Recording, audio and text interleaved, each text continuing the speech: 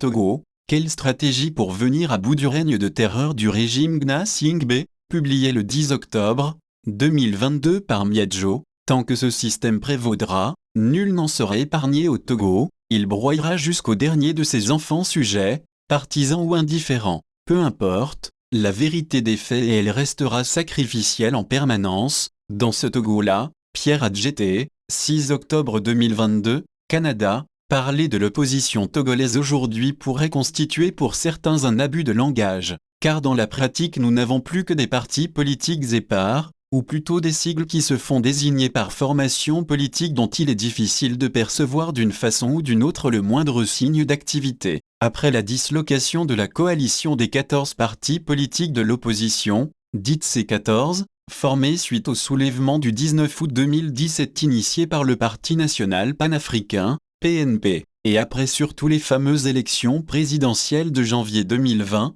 c'est la débandade au sein de ce qu'il reste de l'opposition. Nous n'oublions pas la persécution tous azimuts du régime de dictature, contre tout ce qui est contraire à sa volonté de s'éterniser au pouvoir, qui fit le reste. Ceux qui devaient être jetés en prison, le furent. Ceux qui devaient mourir sous la torture ou les balles, sont morts. Ceux qui pouvaient s'échapper, prirent le chemin de l'exil. Et depuis lors, le régime Gnassingbé semble avoir repris du poil de la bête et règne en maître absolu avec tout ce que ça comporte comme violation des droits de l'homme et détournement massif de l'argent public en toute impunité. Au Togo, la terreur contre tous ceux qui pensent autrement semble être devenue la loi, la justice, corrompue, caporalisée et tribalisée à outrance, ayant démissionné, en partant du fait que tout régime de dictature, par nature, comme celui que nous avons au Togo, est une menace permanente pour les citoyens, pour leur bonheur et surtout pour leur intégrité physique et leur vie. On ne peut le combattre efficacement qu'à force de courage, de sacrifice de soi, et surtout d'union des forces de l'opposition. Ne dit-on pas que l'union fait la force? Certes, les partis politiques qui sont de l'opposition pèsent différemment en termes de nombre de partisans ou militants et en termes de force de mobilisation. Mais on a souvent besoin d'un plus petit que soi, nous renseigne une fable de La Fontaine. Le 19 septembre 2022, l'Alliance nationale pour le changement, ANC, à travers sa deuxième vice-présidente Isabelle Améganvi, adresse une lettre au Premier ministre pour dénoncer la situation de deux poids, deux mesures du gouvernement quant à l'instrumentalisation des états d'urgence sanitaire et sécuritaire visant à entraver le libre fonctionnement des partis politiques de l'opposition et des organisations de la société civile. Une telle démarche de la part des responsables de l'ANC nous paraît surprenante dans la mesure où nous avons affaire à un régime de dictature qui n'est pas du tout disposé à offrir à l'opposition et au peuple sur un plateau d'argent son départ du pouvoir et la démocratie.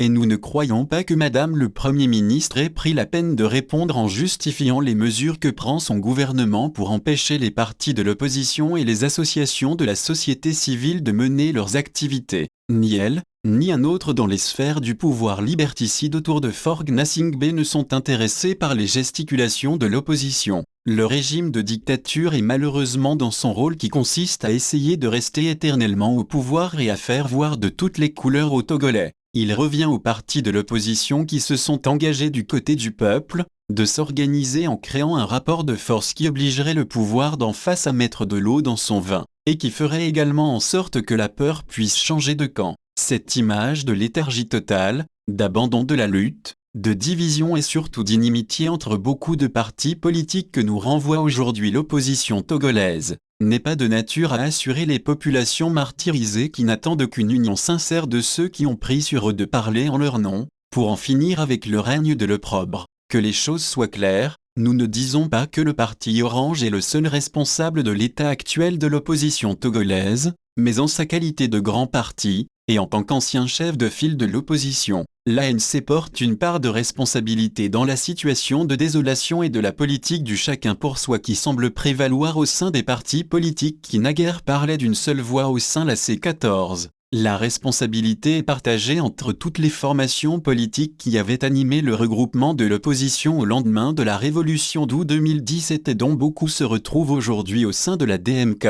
Dynamique Monseigneur Kpodzro. Nous sommes conscients de la persécution, ou plutôt de la chasse à l'homme, aux allures tribales, engagée contre le leader du PNP et ses militants, dont plusieurs dizaines croupissent en prison pour avoir fait le choix d'appartenir à un parti politique. Toutefois, la lutte pour la libération du Togo ne devrait pas se limiter aux leaders des partis politiques quels qu'ils soient, elle devrait continuer avec ou sans eux. Avoir pris la décision de rejoindre une formation politique et d'y militer voudrait dire qu'on a des ambitions pour son pays, des ambitions qui ne seraient pas forcément celles du chef du parti. C'est pourquoi ce blocage au sein des partis de l'opposition nous est incompréhensible. Pour contourner la stratégie de la terreur mise en place par le régime Gnassingbé, nous l'avons déjà souligné plus haut, les têtes pensantes, que ce soit au PNP, à l'ANC, au CAR, chez les FDR, les DSA, à la CDPA, ou dans toute autre formation politique qui se croit sincèrement proche du peuple, pourraient prendre contact les unes avec les autres,